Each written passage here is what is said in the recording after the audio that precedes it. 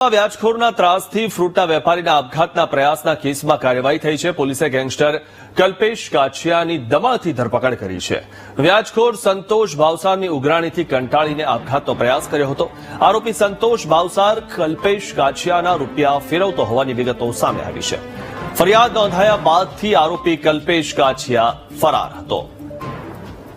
ત્યારે ફરી એકવાર વ્યાજખોરોના ચક્કરમાં એક યુવક ફસાયો. આ વિશે વધુ માહિતી મેળવી અમારા સંવાદદાતા માનુ ચાવડા પાસેથી. જે માનુ, સતત વ્યાજખોરોનું ચક્ર જે છે તે વધુ આક્રમક બનતું જઈ રહ્યું છે અને લોકો માટે તે આપઘાત સુધી જવાનો રસ્તો છે. અંકુર, વ્યાજખોરનો ત્રાસ સતત વધી રહ્યો છે.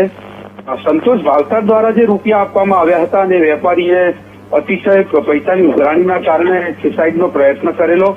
આ સમગ્ર મામલામાં પોલીસ તપાસ કરી તો કલ્પેશ કાછિયાના પૈસા હતા અને એ આ ભાવસાર છે ફેરવતો હતો એવી વિગતો બહાર આવી છે. કલ્પેશ કાછિયા ગેંગસ્ટર છે, અનેક ગુનાઓમાં સંડોવાયેલો છે. એને પોલીસે ધરપકડ કરવા ચક્રો ગતિમાન કર્યા હતા, પરંતુ કલ્પેશ કાછિયા ભાગી રહ્યો હતો.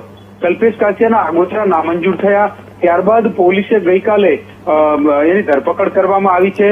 દમણથી ધરપકડ કરી વિગતો મળી રહી છે અને પોલીસે અત્યારે એના વિરુદ્ધમાં કાર્યવાહી શરૂ કરી છે.